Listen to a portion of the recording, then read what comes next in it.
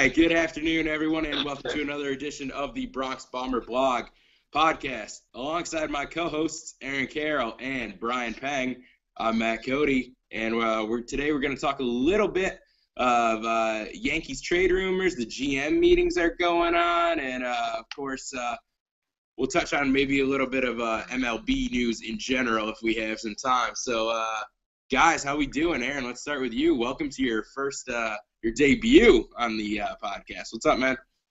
Well, I'm just glad I could finally make this happen. It's been a long time coming. Last time I think I got the time change mixed up a little bit, being East Coast and Central and all that. So it's okay. We're good now. I'm with you on the Central Time Zone, Pete. They don't consider us because we're an hour behind and it's rude. But don't worry, I got your back. Right. Brad, what's going on, my dude? Good. Feeling a little tired from school, but otherwise doing good. Fact is, we consider you all the time, actually. We always make sure to convert the time. So, Matt, it's your inability to subtract 1 hour that's causing all these You things. just said y'all. You're not from the South. You can't say y'all. You're the only one allowed to say y'all. And me, because I'm technically Southern by choice at the moment. Okay. All right, so yesterday, John Heyman, CBS's baseball analyst, reported that the Yankees were not opposed, basically, I think was the words he used, to all-star closer Andrew Miller. Kind of came out of left field for me. Miller won the Mariano Rivera Excellence Reliever Award this year. Was a dominant force at the end of the game for the Yankees. Was one of the best 1-2 punches for both in baseball, along with Dellin Betances. Brad, let's start with you. What was your reaction when you saw that Miller could possibly be on the open market? I'm very hesitant to trade him, given that the Yankees bullpen is not good, in my opinion. You have Wilson, Betances, and Miller, and those are the only three reliable relievers going into the next season. So unless the Yankees were to get a Craig Kimbrell back, and get a Craig Kimbrell or someone of that caliber back, I would not trade Miller no matter what. Yeah, okay, Aaron, what are your thoughts on Forey at the back of the pen? No, yeah, I mean, I agree 100%. There's just not a lot of guys that can do that. Not only that, he's a lefty too, so obviously that's I feel like he's way out of line. Trying to get rid of, but you can make it between him and Betances this year. So, I would certainly disagree with Miller away. Yeah, you kind of broke up at the end there, but I think I got your point. Yeah, I mean, I really am stunned because he was your best reliever, especially towards the end of the season when I think Dellin Betances suffered from a bit of arm fatigue, and he wasn't quite as effective. It doesn't really make sense. And I'm of the mindset you can listen on everybody, and I think if you're Brian Cashman, you're not doing your job if you at least listen on all your players, and you should, every free agent on the market, you should, dabble in a little bit just to see what it's going to take. And that's just part of making your team better. But trading Andrew Miller is just, to me, is pretty ridiculous. Unless, Brian, you mentioned this, getting a guy like Craig Kimbrell, maybe an Aroldis Chapman, if you bring them in, sure, then you supplement that type of loss. But, that's a big if. There's going to be tons of other teams out there on the market that are going to be trying to go after Kimbrell and Chapman, too. They're two of the best, if not the two best closers in baseball.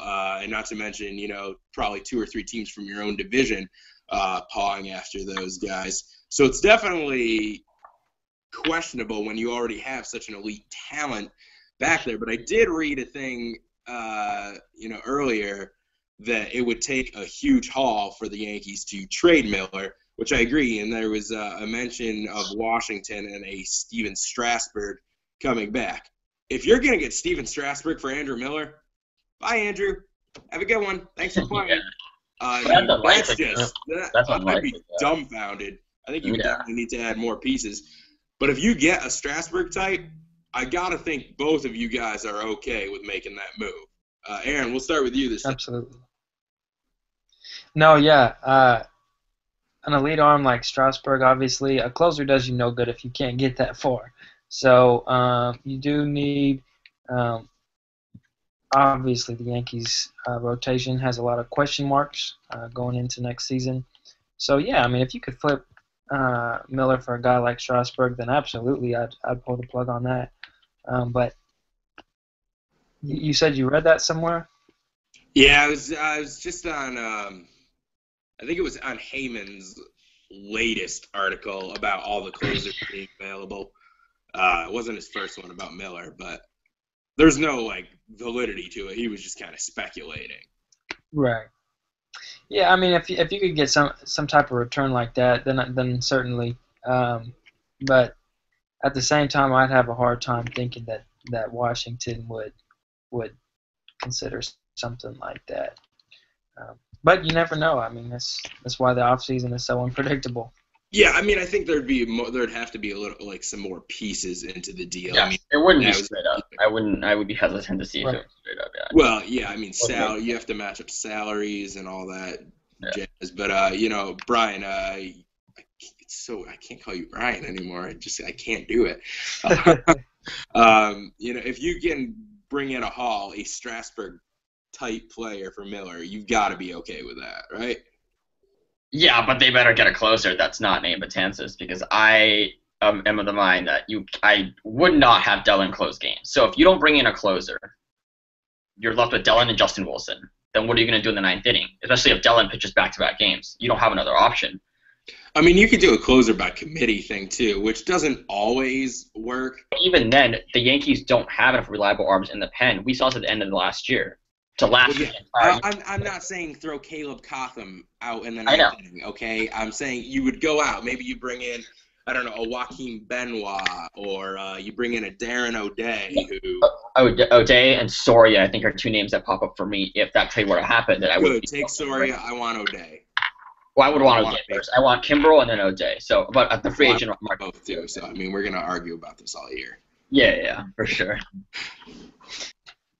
Okay, I mean, that was the Yankees' biggest news, definitely, on day one. And from all reports I've seen from all 30 teams, I guess the GM meetings have been moving quicker than they have in recent years. Like, teams are willing to get things done earlier, which is definitely, exciting. The more rumors you hear, the better. Usually the GM meetings are used as a time to set up moves for later on, closer to the winter meetings, which I think this year are the second week of December. They're going to be out in Nashville. But a couple teams said they had, possible trades on day one, and nothing came of it, of course. Things fell through.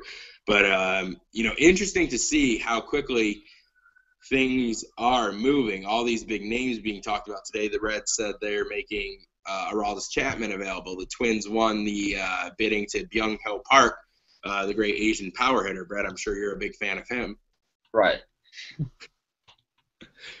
That was supposed to be a shot at you. I guess you didn't take it as well. Do you know anything more about him, Brett? In all honesty, being from California, you're a little bit closer to Asian baseball and Korea? No, I've never actually heard of the guy. There's no coverage of Japanese baseball or Korean baseball. I didn't think you got covered. I just didn't know if you knew any more about it. No, I don't. I mean, he's a guy who's hit 50-plus home runs in the past two seasons. Amazing bat flips. Definitely going to give Jose Bautista a run for his money. Maybe he'll hit Jose Bautista with a bat. That would be something we could all probably. Oh man, you're amazing. So a lot of rumblings, a lot of big names out there. I still don't expect any of the top tier guys, the David Prices, Zach Greinke's, Yoenis Cespedes of the world, to sign for at least 2 or 3 more weeks. But I think definitely we could see some trades going down. I mean, the only major signing that really happened at the GM meetings last year, I think, was Michael Kadire signing with the Mets. The only other real news of substance yesterday is I saw Boston interested in Chris Young, which does kind of affect the Yankees a little bit. Young is one of their 3 free agents, and he's probably the only one that if you were going to bring anyone back, you would, because nobody wants Chris Capuano or Steven Orris Drew back. Rich Hill. Good reason. We'll touch on Rich Hill, too, in a moment, too.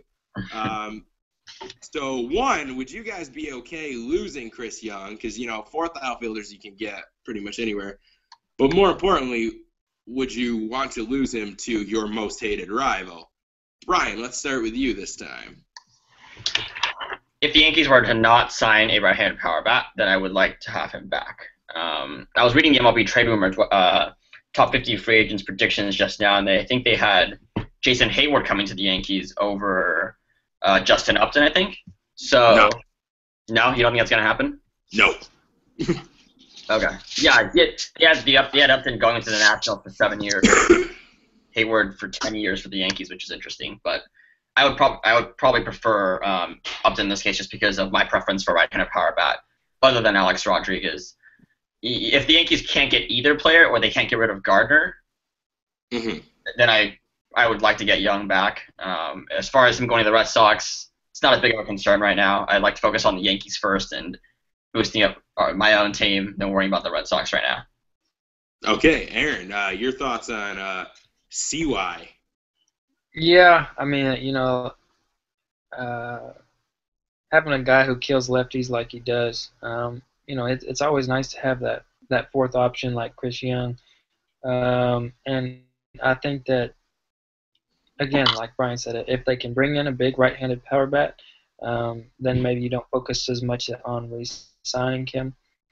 And again, too, it's going to come down to the price tag a little bit. So he did have a solid season. So if he's going to ask for a ridiculous amount, obviously that has to be taken into consideration too. And I don't know if Boston would outpay the Yankees on that. I'm not sure how desperate they are.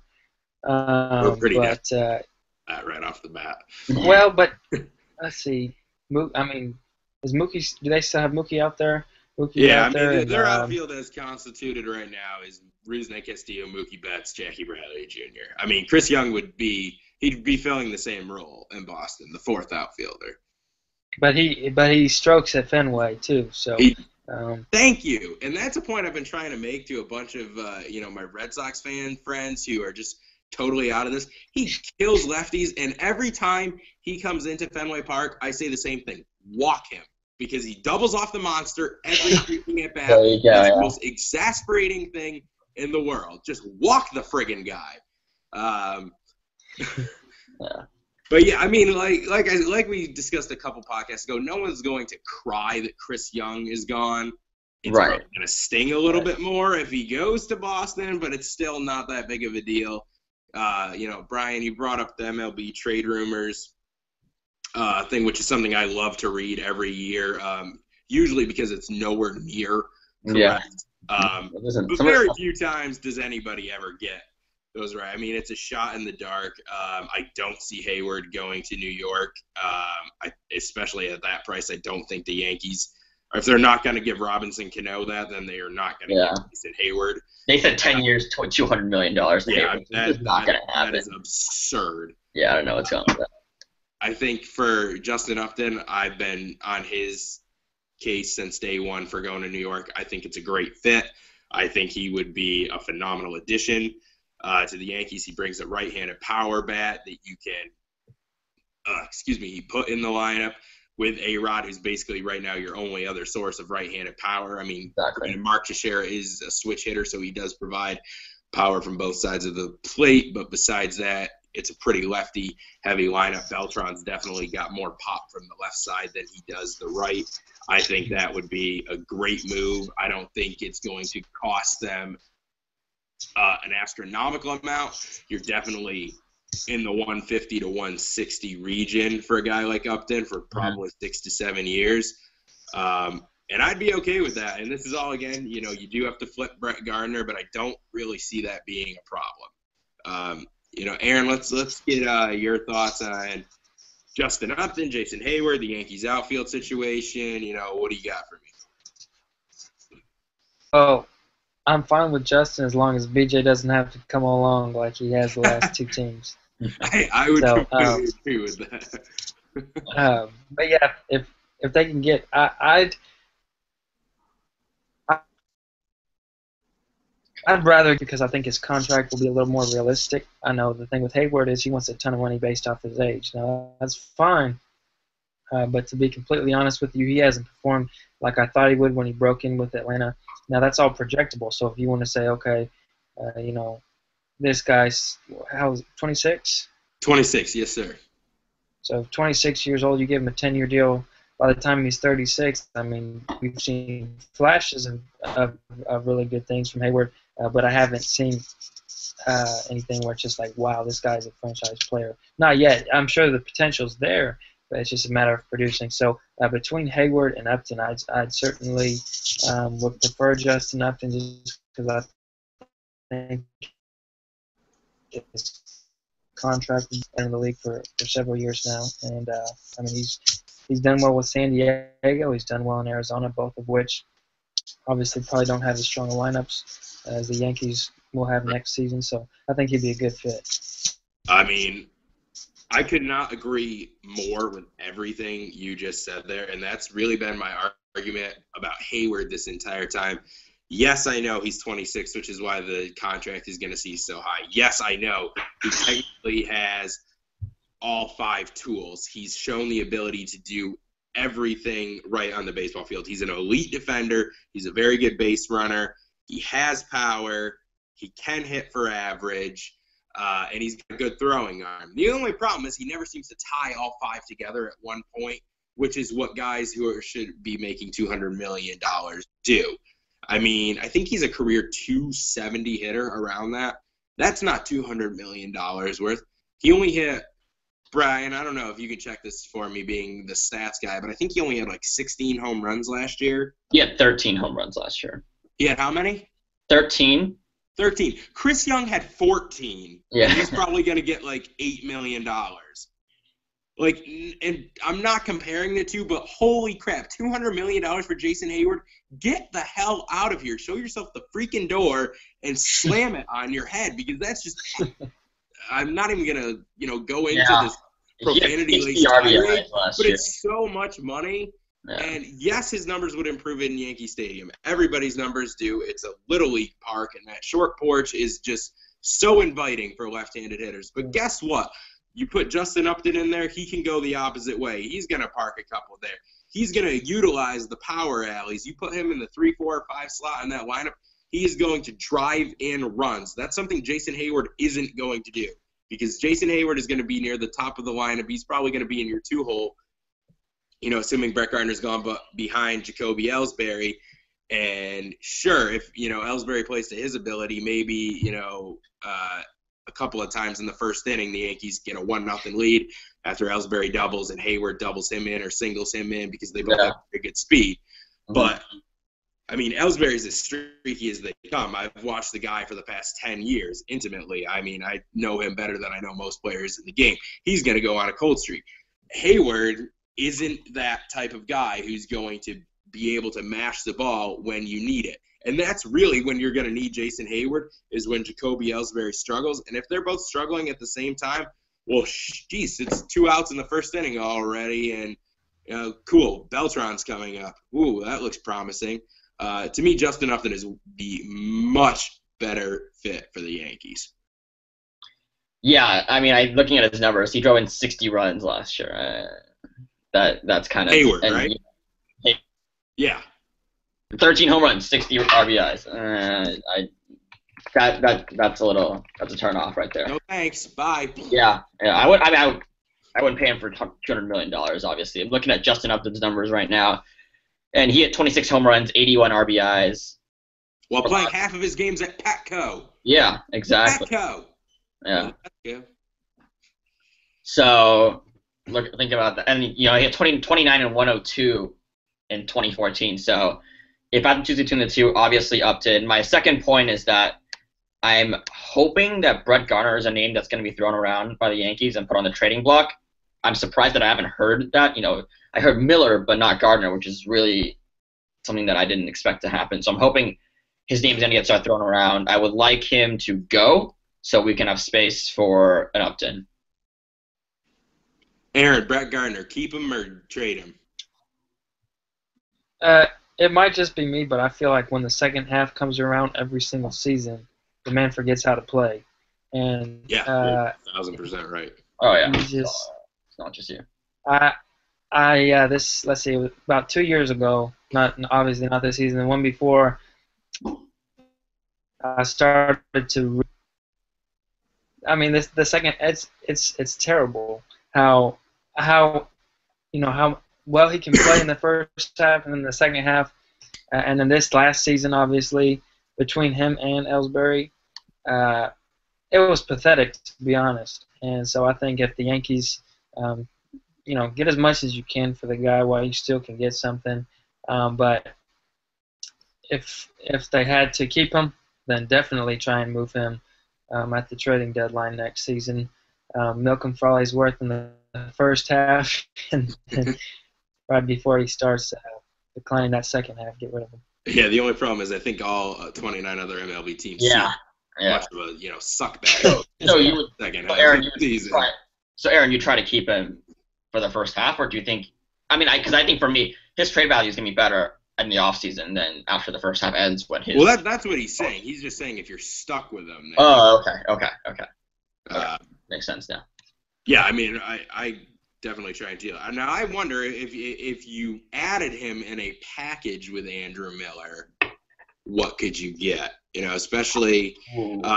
But to me, I think you could do separate deals. If you want to trade Andrew Miller for whoever, we'll throw the Strasburg idea out now. We'll do a package, and you get Strasburg. You could send Gardner over to the San Diego Padres with some prospects because they're losing Justin Upton. Right. And maybe you can nab Kimbrel from them. Yeah. Or you get Tyson Ross, nice young starting pitcher. That'd be I mean, we've been coming back to this week for week, but then again, I also feel like 8 other teams match up great with the Padres for that Tyson Ross, Craig Kimbrel package, but the Yankees are certainly one of them. Now that is a fine offseason. Then you look at trading Andrew Miller and you're like, well, okay, this worked out extremely well. That's obviously best case scenario, and I still think chances are Andrew Miller is, your opening day closer, as he probably should be. I hope so too. What? I said I hope so too. Oh, okay. Yeah, if not, I'd be if not, it better be Kimbrel or someone else, or someone that's good, or else it won't be pretty. Yeah, and I mean, the thing is, it's still so early. I mean, it's only November 8th. Yeah. I think last year we actually most of the big guys are usually right around the winter meetings that they sign, and then later on. Last year, like I said, we had Kadai at the winter meetings. Right around Thanksgiving time was the Hanley Ramirez, Pablo Sandoval signings, so they were 2 of the top hitters on the market. So that was a little. How did you like those moves, by the way? I'm sorry? How did you like those moves, by the way? Hanley's my dude. Hanley's my guy. I'll defend him to the death. Pablo Sandoval, he can go ship him to Ecuador for all I care. He's just a tub of nothing. But, Hanley's my guy. I think he's comeback player of the year right now. And then I think it was 2 years ago, Brian McCann was a November signing for the Yankees. I think he was like 2 or 3 days after Thanksgiving. So, more and more the past few years we've seen bigger name guys go in November, which is, a rarity from years past. But then, you can still look at last year. John Lester was a winter meetings deal. Max Scherzer was into January, and I think James Shields might have even been February. If not, he was late January. Yeah. So there's always that one guy who's probably going to linger, but hopefully most of the big names start signing between, mid-November to the end of the winter meeting. So like December 12th, 13th-ish, that's when you're going to get the most done. And then, from there you can fill in some extra bench pieces, some bullpen pieces. I think the bullpen market is extremely strong this year, with guys like Darren O'Day out there. And I'm not even just saying free agency because we've mentioned Kimbrel Chapman available. Right. Miller is apparently available. So there's definitely a lot of teams. Storia, Benoit. Ryan Madsen had a nice year for the World Series champion Kansas City Royals. I can't believe those words just came out of my mouth. Yeah. So there's a lot of bullpen pieces. It's not necessarily something I think the Yankees need to worry about because right now they already have 2 elite players in their bullpen and 1 fairly reliable guy in Justin Wilson. Right. So you only really need to add 2 or 3 more guys, and maybe only 2 because you can put Adam Warren, who's a pretty serviceable reliever. Oh, I like him for sure. And, I mean, honestly, the 25th man on your team, that everybody has that. Brendan Ryan, Craig Breslow, Neffy Perez type. Wow, Neffy Perez, there's a blast from the past. Yeah. Guy on your team who's going to be not going to be anything. And, this year I can tell you Brendan Ryan's the Yankees' 25th man. Yeah. Not making the team, which is they're not going to probably waste $3 million in Scranton, Pennsylvania. So it'll be interesting. A lot of things to come, a lot of moves. I think we're going to, as this week progresses, it's only Tuesday. I think the GM meetings wrap up tomorrow night, Thursday morning. So we'll probably hear, some ridiculous rumors in the next, 2 days. Hopefully there's validity to maybe a quarter of them. It's something cool will get done. But the Yankees definitely need to be looking into that outfield market. Upton to me is their guy. I think Brian Cashman and his mustache of glory should be looking into the starting pitching market too, whether that be trades or free agent markets. I don't expect them to come away with any of the top-tier guys. If they were, Jordan Zimmerman would maybe be my only guess, but he should definitely meet with David Price, Zach Greinke, Johnny Cueto, because he's not doing his job if he doesn't do so. And honestly, I think the Yankees really could use a pitcher. Oh, obviously, yeah. They, you look at Tanaka, who's injured. You never know what's with him. The only one that's reliable is Severino, but he's 21, 22, so you never know what's going to happen to him next year. And Eovaldi, or slump, man. Exactly. Eovaldi, hopefully he's going to be back next year, but still, if his ERA is still that high, the Yankees, if their offense isn't as good as last year, they're not going to give him 7 runs of run support every single outing. He's not going to go 14-2 or whatever his record was this year. He's not going to be as lucky. Right, yeah. Sabathia hoping he gets healthy for obviously personal reasons. I don't know if he's going to be good enough to. Well, I'm sure they'll end up putting him in the rotation. I don't know if he's going to be good enough to stay, or we think he'd be good enough to stay. So I'm not sure. I think the main thing with CC, we just hope he's okay. Right. I'm saying healthy. Baseball is a secondary thing. Let him be okay for his family. Yeah. And then we'll worry about getting him into shape for baseball. Getting him into shape. That wasn't a joke because he's fat, but. Aaron, what are your thoughts, buddy, on Yankees starting rotation / maybe bringing in another guy?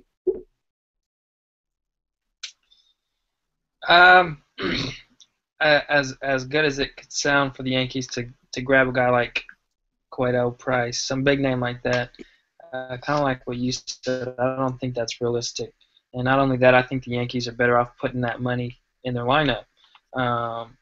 If you look at Kansas City, who just won the World Series, and they had Volquez. Outside of that, Ventura was inconsistent. Chris Young. It wasn't like a blow you.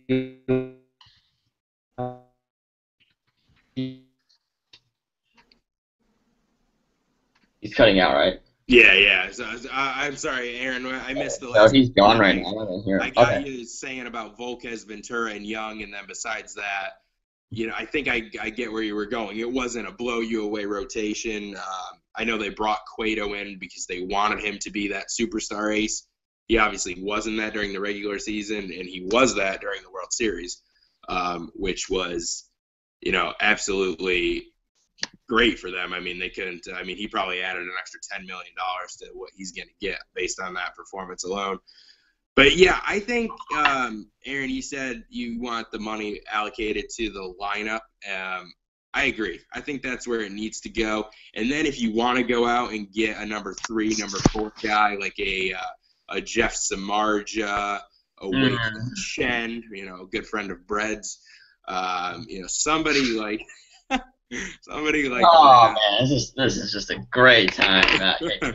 A 3 or 4 guy, or as we've alluded to on a few other podcasts, as our colleague Scott Landry wrote about, perhaps a trade for a Carlos Carrasco, a Tyson Ross type guy. A really good number 2, and you float him.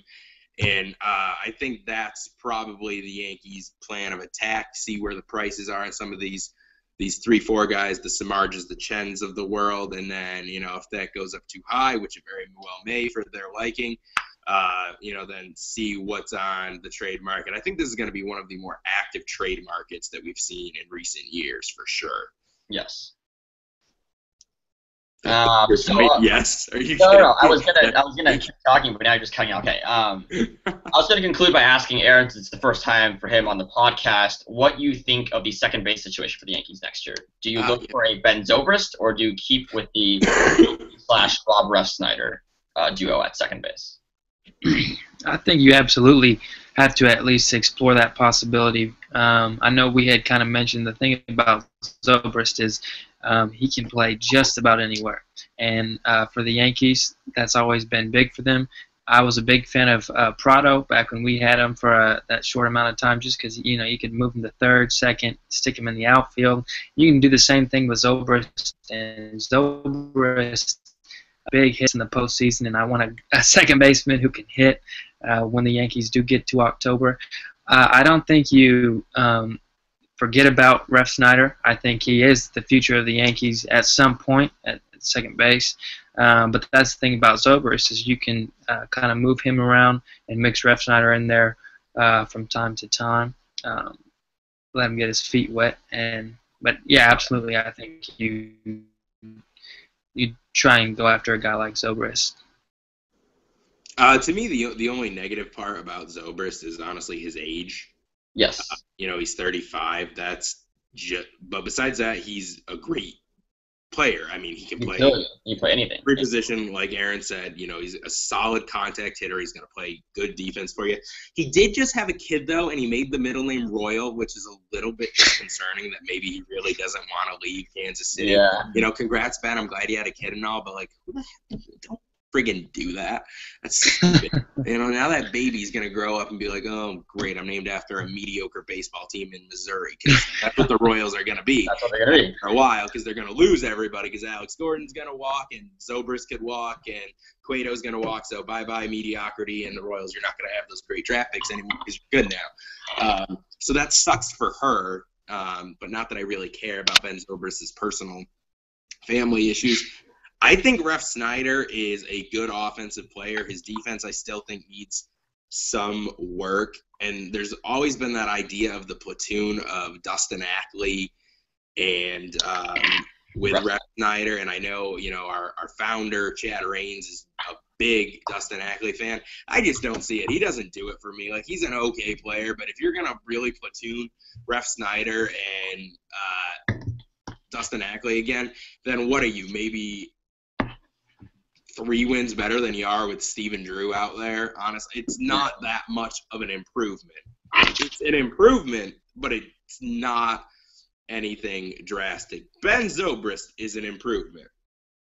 And I think there's a way that all 3 guys can be on the roster still, because Zobrist can play the outfield. So, he's not necessarily just a utility infielder, but with that, you're clogging some space because you have to have Brendan Ryan on the team, probably. Right. At least to start the season. He's got that player option.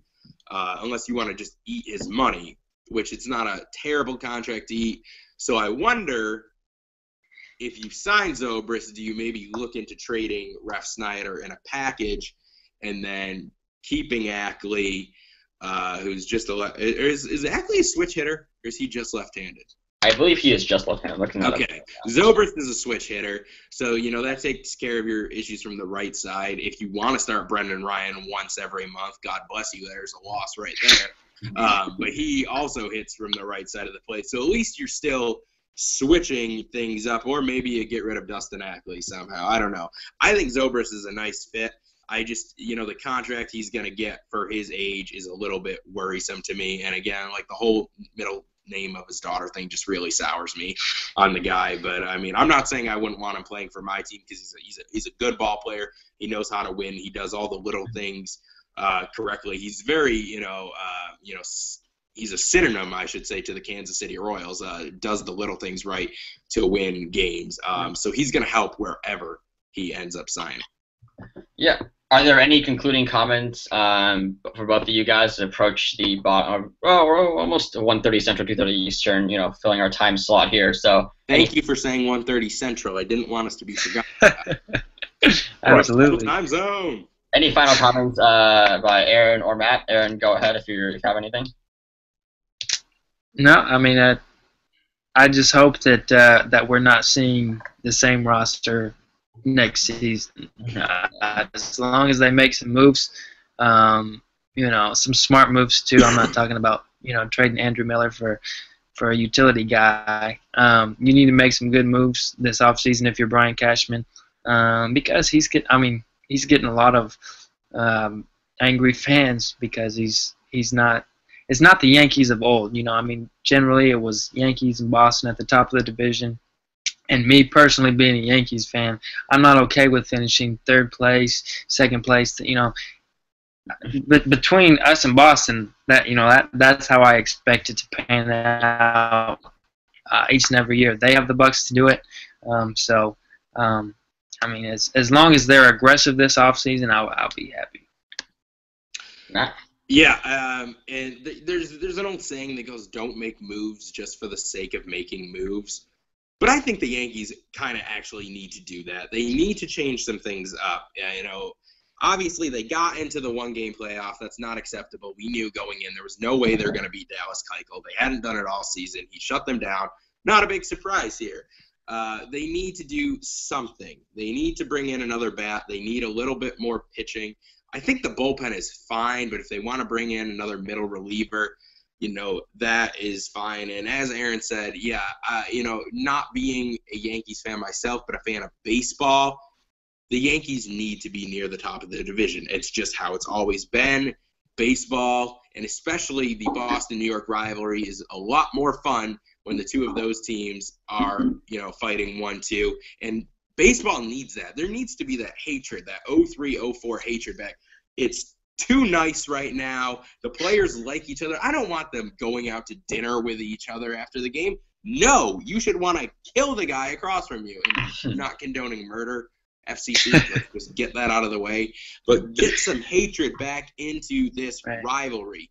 Absolutely. Do something. I want Roger Clemens, Manny Ramirez, 03 ALCS, Pedro Martinez throwing Don Zimmer to the ground, Kareem Garcia and Jeff Bradley to be arrested. Give me that hatred back, Boston, New York. I want the venom back. Yeah. Closing thought. Actually, I do have one more closing thought. I would like to send my condolences to Tommy Hansen's family. Very sad that he, unfortunately, I'm not really sure what happened. We got the report that he lapsed into a coma yesterday, and then late last night, early hours of this morning, he was pronounced dead. So that's, so sad. Once was one of the finer talents in MLB, still one of the better curveballs I've ever seen, and he looked like he had a real bright future. So it's a terrible loss for the Major League Baseball community. On a more positive note, Johan Santana and Andrew Jones making comeback bids. Let's go. Yep. Brian. All right, well, thank you and tuning in for the 4th episode of the Bronx Bomber Blog Podcast. For Matt Cote and Aaron Carroll, we're signing off here, and we'll see you all soon. Bye.